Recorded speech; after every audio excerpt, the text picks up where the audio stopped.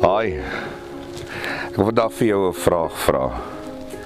Is jy 'n eye specialist of is jy 'n spanspeler? Nou wat is 'n eye specialist? 'n Eye specialist is daai persoon, it's all about eye.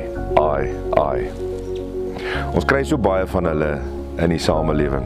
Jy weet, daar by die skool se OOV, daar by die bestuur van 'n besigheid, in jou eie gesin, kry 'n mens baie keer daai eye specialist. It's all about eye.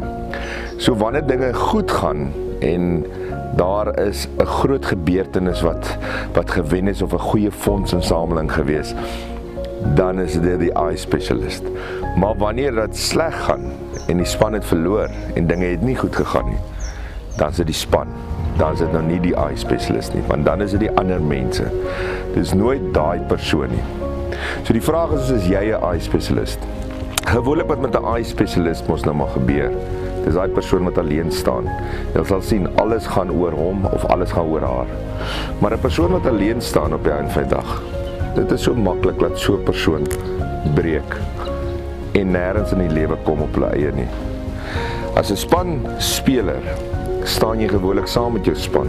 En as die span saam met jou staan en jy die respek van hulle verdien, dan gaan dit nie so maklik gebreek word nie. Nou dis reg, jy verdien respek, jy dwing dit nie af nie. En dit moet ons in die samelewing onthou, dit moet jy by jou eie gesin onthou. Jy verdien respek. Moenie 'n eye specialist wees nie.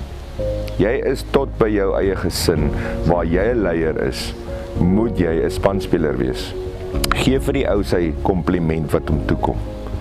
Verdien jy respek, dat hulle saam met jou werk.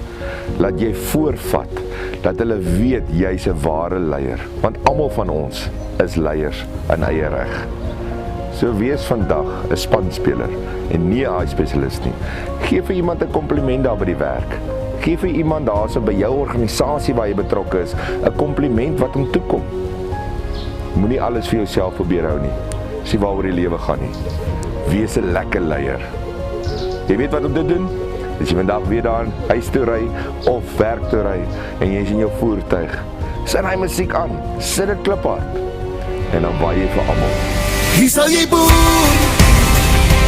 dit is jou land, dit is die plaas.